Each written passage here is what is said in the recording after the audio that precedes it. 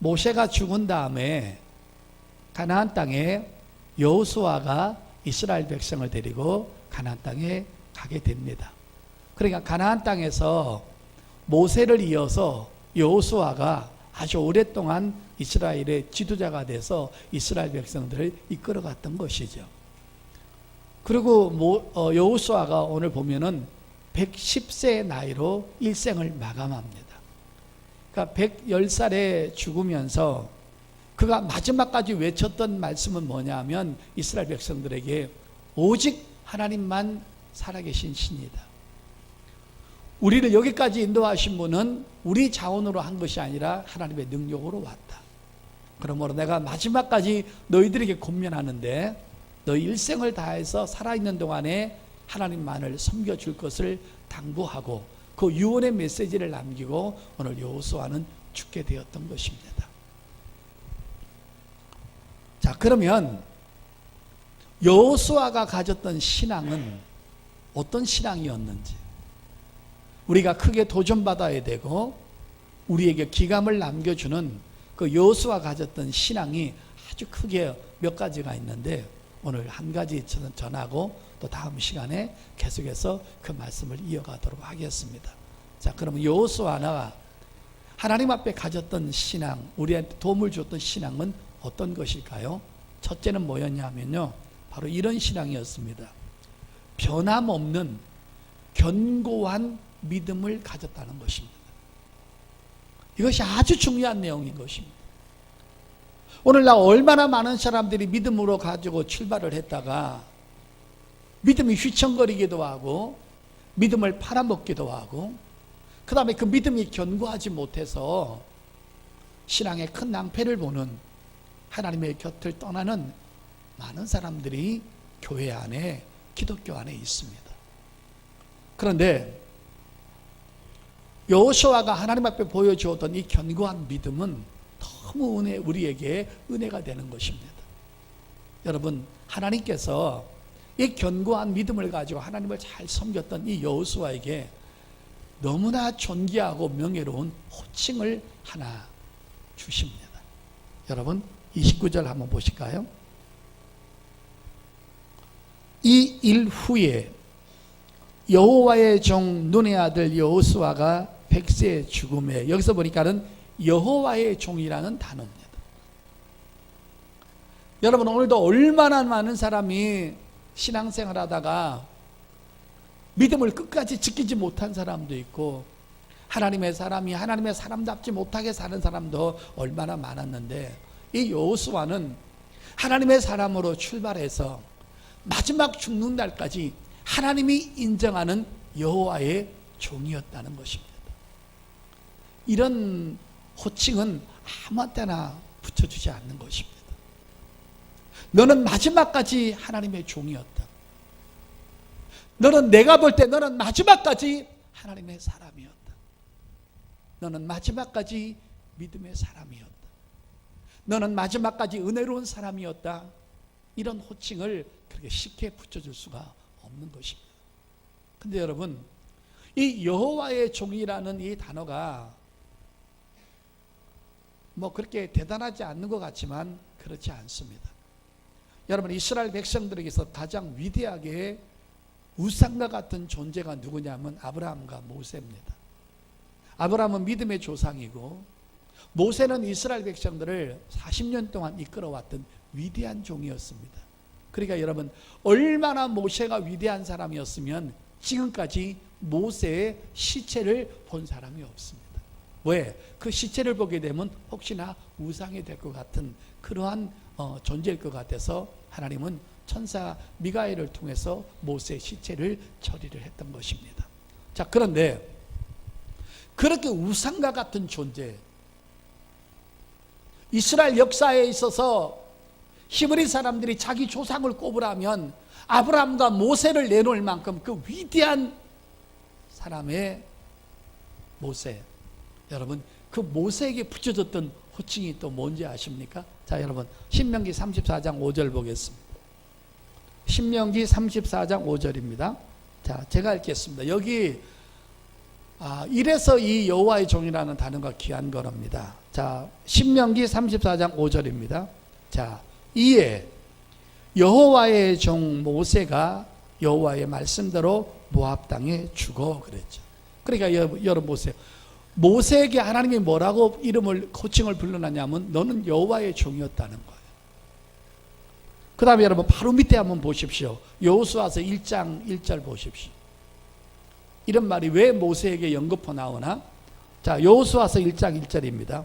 자, 여호와의 종 모세가 죽은 후에 여호와께서 모세의 수종자 눈의 아들 여호수아에게 말씀하여 이르시되, 여기서도 보니까 여호와의 종 모세라고 또 말을 합니다.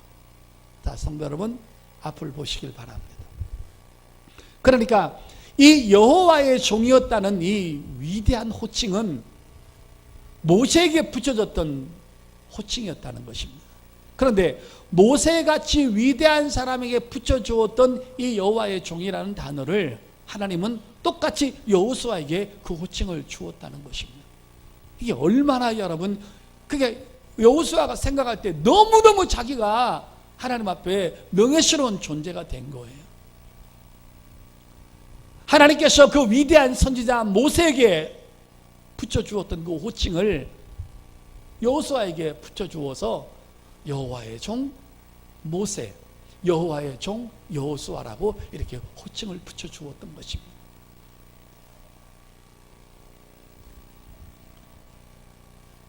하나님께서 여호수아를 보실 때 너는 하나님의 종으로서 손색이 없다라는 거예요. 하나님의 종으로서 너무너무 아름답게 살았다는 것입니다. 그도 그럴 것이 큰 엄청난 일을 행했던 모세 밑에서 모세의 부관으로 모세를 쫓아다녔고 모세를 섬겼기 때문에 모세가 행했던 모든 기적들과 역사들과 이런 것들을 여호수아는 전부 다 눈으로 보았던 것입니다. 그러니까 자연히 모세의 영향력을 받게 되었다는 것입니다. 모세가 홍해를 갈랐습니다. 반석에서 물을 내게 해서 그 물이 나와서 이스라엘 백성들을 가나안 땅까지 들어갈 때까지 그 물이 따라다니는 놀라운 표적들을 모세 손으로 일으켰습니다. 다 그것을 여호수아가 보았습니다. 자, 그러면 모세는 모세라고 치고, 여러분 보세요. 아무리 윗사람이 집안에서 믿음이 좋았다고 해서 자기도 믿음이 좋다는 법은 없는 것입니다. 그러면 오늘 이 성경에서 하나님께서 여호수아에게 여호수아 너는 하나님의 종이었다라는 이 귀중한 호칭을 부여줄 만큼 여호수아는 도대체 어느 정도의 견고한 믿음을 갖고 있었는지 대표적으로 한번 살펴보도록 하겠습니다.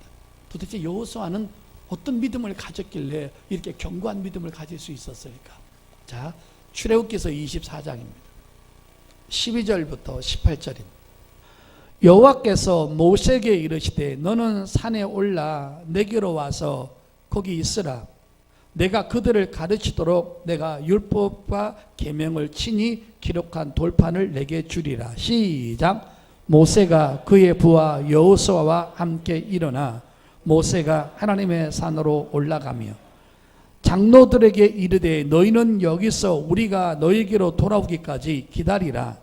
아론과 훌이 너희와 함께 하리니 무릇 일이 있는 자는 그들에게로 나갈지니라 하고, 모세가 산에 오르매 구름이 산을 가리며 여호와의 영광이 시내 산 위에 머무르고 구름이 엿새 동안 산을 가리더니 일곱째 날에 여호와께서 구름 가운데서 모세를 부르시니라. 산 위에 여호와의 영광이 이스라엘 자손의 눈에 맹렬한 불같이 보였고 모세는 구름 속으로 들어가서 산 위에 올랐으며 모세가 40일 40날을 산에 있으니라. 아멘. 성도 여러분, 저 보시길 바랍니다. 모세가 이스라엘 백성을 데리고 젖과 꿀이 흐르는 가나안 땅으로 가기까지 광야 생활을 하게 됩니다. 그런데 어느 날 하나님이 모세를 콜하셨습니다. 너는 내가 있는 산으로 올라와라. 그리고 내가 지시하는 곳으로 올라오라고 명령을 합니다.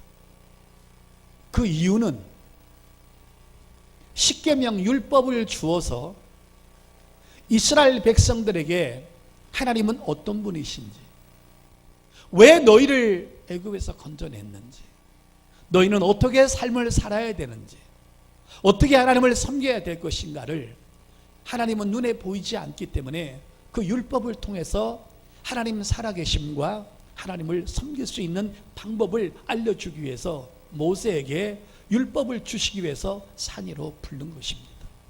이것이 처음으로 하나님께서 모세를 율법을 주기 위해서, 십계명을 주기 위해서 불렀던 첫 번째 내용입니다. 자, 그런데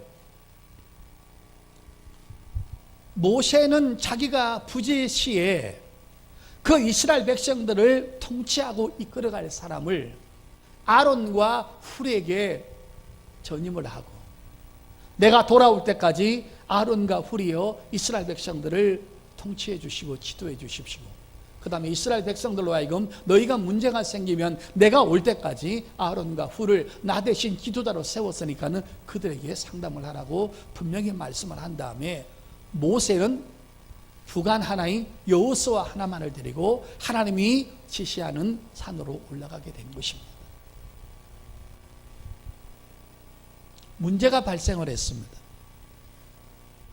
하나님이 오라고 한 산에, 시내산에 올라가고 있는데 어느 정도 올라가 있는 산 중턱에 있었더니만은 갑자기 구름이, 짙은 구름이 앞을 가로막아 버린 것입니다. 그러니까 앞이 보입니까? 안 보이죠. 우리 여러분 자동차 타고 갈 때 새벽에 큰 안개가 끼게 되면 앞이 보이지 않습니다. 안개만 껴도 보이질 않는데 어마어마한 구름이 그 산을 덮었으니까 한 치 앞을 내다볼 수가 없었던 것입니다. 그러니까 꼼짝없이 모세와 여호수아는 구름이 거칠 때까지, 앞을 볼 때까지 그 산 중턱에서 또 다른 하나님의 지시가 있을 때까지 기다릴 수밖에 없었던 것입니다. 며칠 동안요? 6일 동안.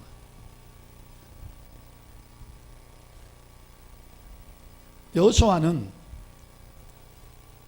선생님 그냥 내려가시죠. 이건 하나님이 너무하신 처사 아닙니까? 아니 오라고 할 때는 언제고, 아니 올라왔더니만은 구름으로 가려가지고 못 오게 하는 이유는 뭡니까? 배고픕니다. 춥습니다. 이제 내려가시죠. 그럴 수 있는 환경이었습니다. 그런데 말 한마디를 하지 않습니다. 모세가 시키는 대로 가만히 여호수아는 자기의 스승을 따라 가만히 있는 것입니다. 기도하고 하나님의 또 다른 지시가 올 때까지 기다리고 있었습니다. 그러던 제7일째였습니다.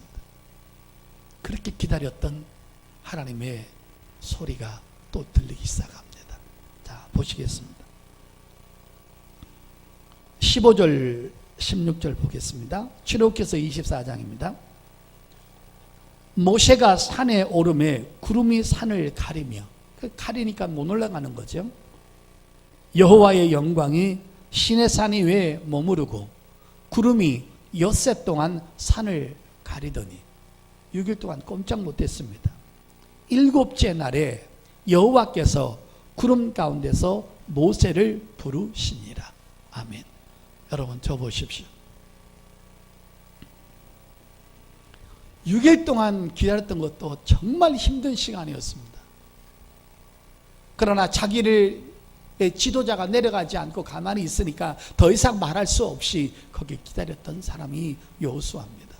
근데 7일째 되는 날 구름 속에서 하나님의 음성이 또 한 번 들립니다. 모세야, 너 올라와. 그런데 여호수아는 남겨두고 너만 올라와. 하나님의 음성이 모세에게 들립니다. 모세가 있다가 너 여기 좀 있어. 하나님이 나만 코라 하셨어. 잠깐 기다려. 내가 갔다 올게. 이때까지만 하라도 모세는 하나님의 계획을 전혀 알지 못했습니다. 하나님이 코라 하셨던 하나님의 산 꼭대기까지 올라가고 여호수아는 지금 산 중턱에서 기다리고 있었는데 6일을 기다리다가 7일째 만에 하나님의 음성이 들렸는데 너만 올라오라는 것입니다. 모세는 미안했습니다. 자기 혼자만 올라가기가. 그러나 하나님이 그렇게 하라고 하셨으니까 올라가게 된 것입니다. 모세가 말합니다. 너 여기 조금만 있어. 하나님이 코라 하셨으니까 나 잠깐만 올라갔다 올게. 그렇게 하고 올라갔던 것입니다. 근데 문제가 무슨 문제가 발생됐습니까? 여러분, 잠깐만 있다가 오겠다고 했던 모세가 올라간 다음에, 모세도 하나님의 계획을 모르니까요, 올라간 다음에 무려 거기서 40일을 모세가 하나님 앞에 있었습니다. 한번 볼까요? 자, 18절입니다. 모세는 구름 속으로 들어가서 산 위에 올랐으며 모세가 40일 40날을 산에 있느니라. 아멘. 여러분, 저 보십시오. 구름 속으로 들어간 다음에 여호수아는 모세를 보지 못했습니다. 사라져 버렸습니다. 금방 있다가 온다고 했던 스승이 올라가더니만은 하루가 지나고 열흘이 지나고 20일이 지나고 30일이 지나고 39일이 될 때까지 소식 한 방울이 없습니다. 하나님의 음성도 들리지 않고 모세도 내려오지 않습니다. 여러분, 한번 생각해 보셨습니까? 모세는 어떻게 보면 하나님과 대면하고 하나님 앞에 있기 때문에 좋은 환경 속에서 있을 수도 있고 아마 황홀했을 겁니다. 하나님의 음성을 들을 수 있고. 그러나 산 중턱에 있는 여호수아는 어떻습니까? 6일 동안 기다리는 것도 엄청나게 힘든 일이었는데 이제는 모세 없이 혼자서 40일을 기다렸는데 뭐 했겠습니까? 배를 철철 굶고 금식했을 겁니다. 여러분, 40일 동안 식량을 가져간 적이 없었거든요. 그러니까 여러분, 식량 다 떨어져서 금식하고 있었죠. 이건 금식이 아니라 못 먹고 기다리는 것입니다. 외로움과 두려움과 고독과 배고픔과 추위와 이 속에서 여호수아는 기다리고 있었던 것입니다. 성도 여러분, 산 밑에 중턱에서 저녁은 춥고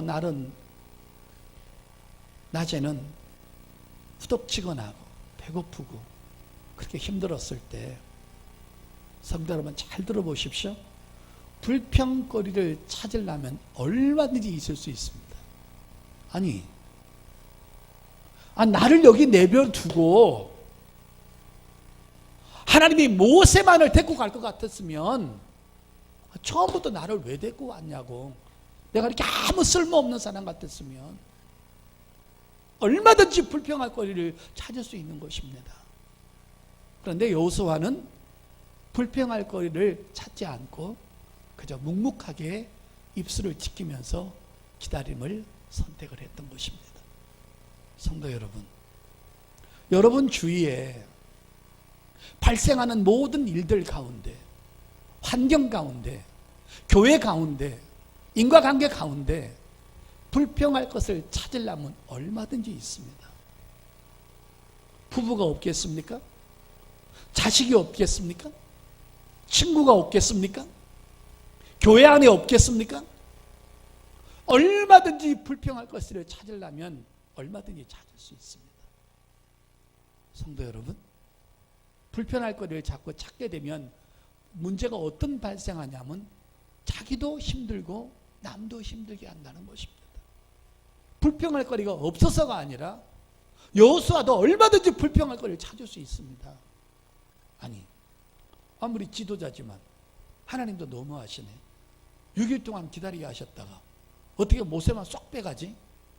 이거 너무 인간성이 아니잖아. 이거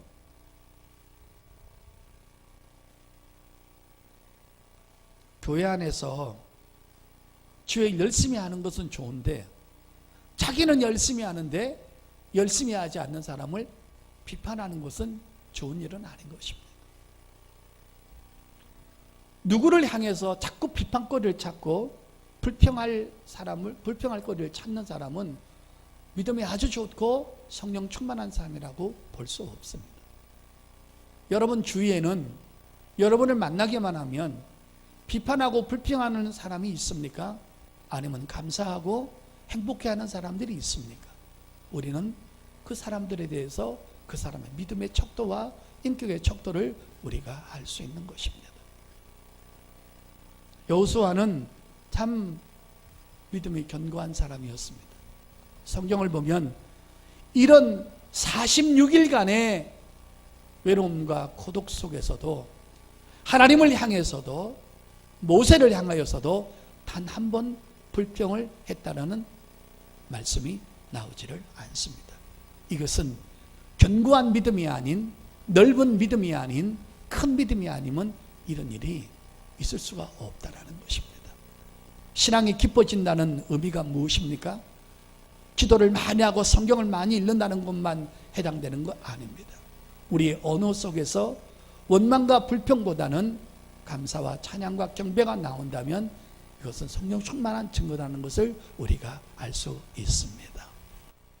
목회자 세미나에 가서 강의를 하는 동안에 다른 목사님의 강의하는 내용을 들을 때가 있었습니다.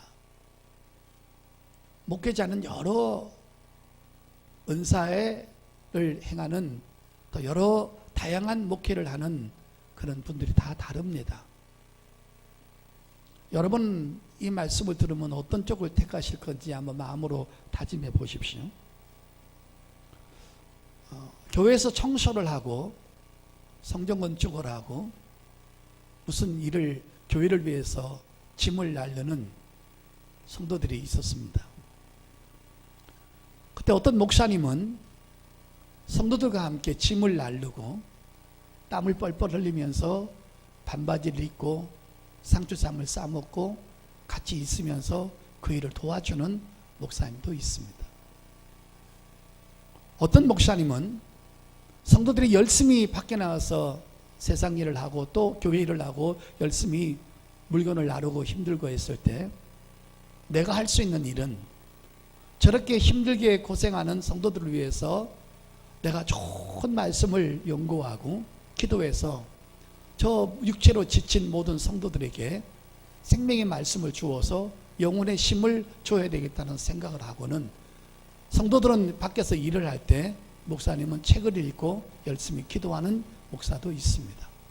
여러분은 어떤 목사님이 여러분 마음에 와닿습니까?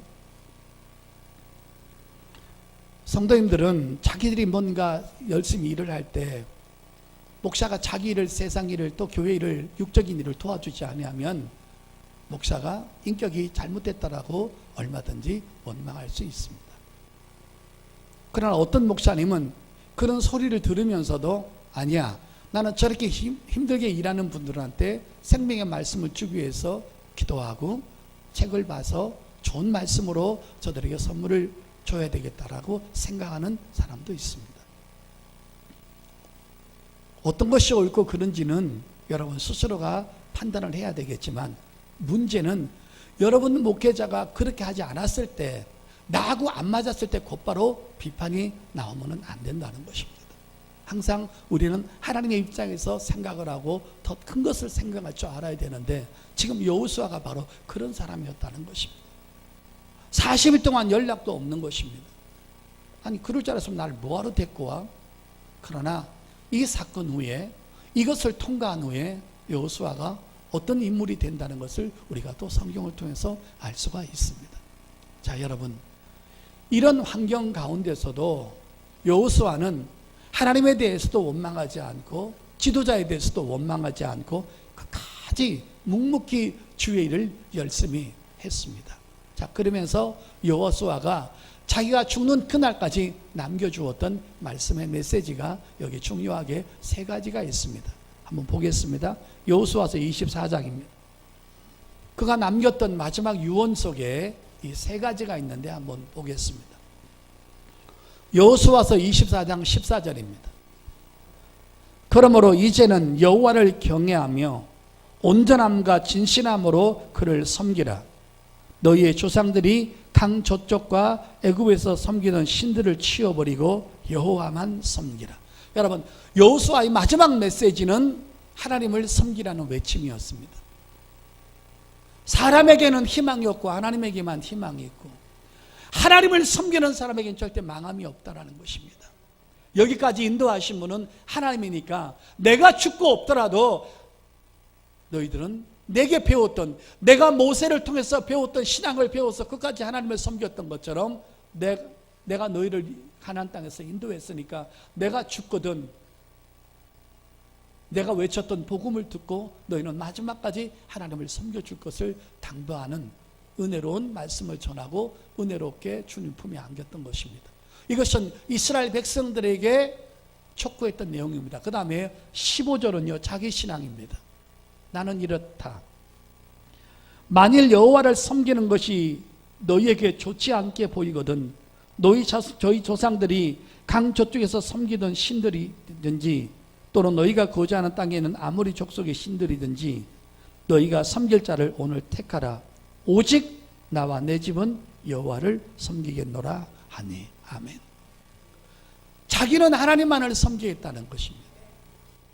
마지막까지 하나님을 신뢰하고 하나님을 의지하고 하나님을 믿고 하나님을 바라고 하나님의 말씀에 순종해서 나는 여호와 하나님만을 섬기겠다. 너희도 그렇게 살아라. 이스라엘 민족에게 당부하는 메시지요, 자기의 신앙을 고백했던 내용인 것입니다.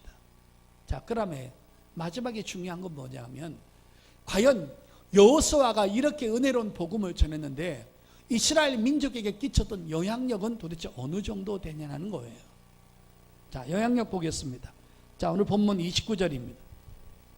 이 일 후에 여호와의 종 눈의 아들 여호수아가 110세에 죽었습니다. 이렇게 복음을 전하고 죽었습니다. 그 다음에 31절 보겠습니다. 이스라엘이 여호수아가 사는 날 동안 여호수아 뒤에 생존한 장로들 곧 여호와께서 이스라엘을 위하여 행하신 모든 일을 아는 자들이 사는 날 동안 여호와를 섬겼더라. 여러분, 저 보십시오. 이게 여호수아가 이스라엘 민족에 끼쳤던 신앙의 영향력입니다. 그러니까 여호수아가 살아있는 동안에는 이스라엘 전 백성들이 하나님을 경외하고 사랑했다는 것입니다. 존경하는 성도 여러분, 오늘 이 말씀을 통해서 한 가지 우리가 배워야 될 건 뭡니까? 여러분은 교회 안에서 여러분을 만나고 있는 모든 사람한테 신앙의 유익을 주는 사람입니까? 아니면 신앙의 타락을 주는 사람입니까?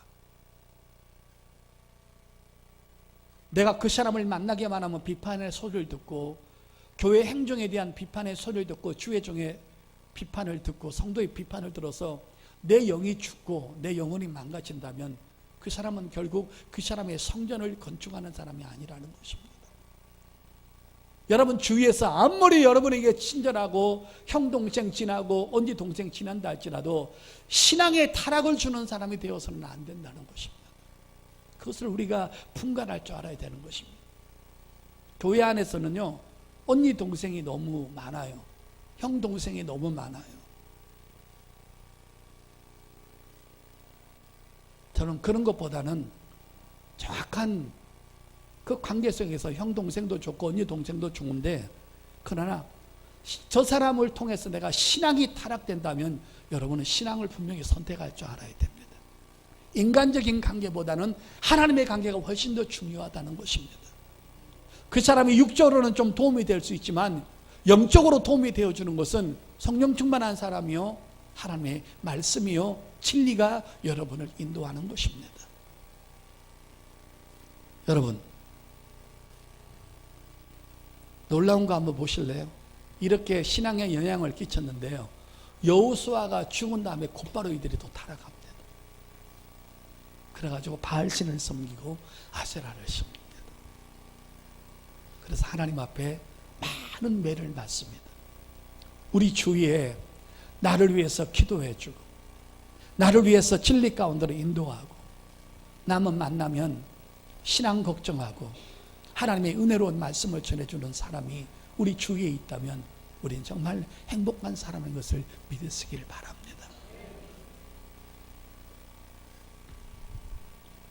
설교 결론입니다. 여호수아의 46일간의 기다림과 아픔과 초조함과 두려움과 외로움은 잘 들으십시오. 하나님의 테스트 기간이었습니다. 그거를 하나님께서 지켜보는 순간 너는 충분한 지도자감이 된다. 그래서 여러분 모세를 하나님께서 데리고 가신 다음에 곧바로 하나님이 여호수아에게 찾아옵니다. 자, 여러분 여호수아서 1장입니다. 여호수아서 1장 2절입니다.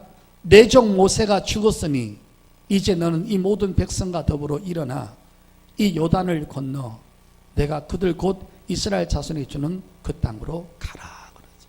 여러분 이러한 훈련 기간을 잘 통과하니까 하나님의 계획은 저 사람이 모세가 죽은 다음에 과연 이스라엘 백성을 이끌어갈 지도자감이 됐나 안 됐나를 보시기 위해서 이런 모든 것들을 하나님은 그 프로그램 속에 다 넣고 계신다는 것입니다. 사랑하는 성도 여러분, 여호수아가 40일 동안 산 중턱에서 기다리면서 허덕임과 외로움과 추위와 배고픔 속에서도 절대 산 밑으로 모세의 지도자의 허락 없이 내려가지 않지 않습니까? 같이 올라왔다면 끝까지 내가 섬겨왔던 모세는 나를 저버릴 사람이 아니다. 그걸 끝까지 믿는 것입니다. 산으로 내려가지 않습니다. 성도 여러분, 복음적인 면에서 여러분 신앙생활 하다가 많은 어려움이 있습니다.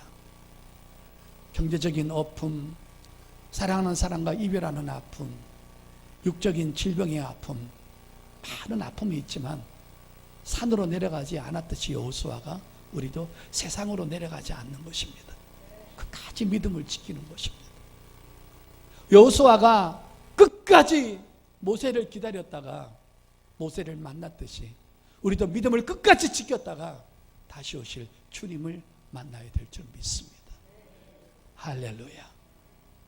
말씀의 결론은 결국 믿음이 어리고 연약하면 자꾸 넘어지고 비판하게 되고 시험 들게 되지만 견고한 사람은 오롯이 사람에게 실망을 당해도 하나님만을 바라보면서 끝까지 달려간다는 것입니다. 하나님만을 신뢰하고 주의 종을 신뢰하고 말씀을 신뢰하고 여러분 이 믿음의 길을 힘들고 고독하지만 때로는 두렵지만 모든 것을 주 앞에 맡기고 이 길을 믿음으로 걸어가는 여호수아와 같이 하나님의 종 우리 믿음의 사람 될 수 있기를 예수 이름으로 축복합니다.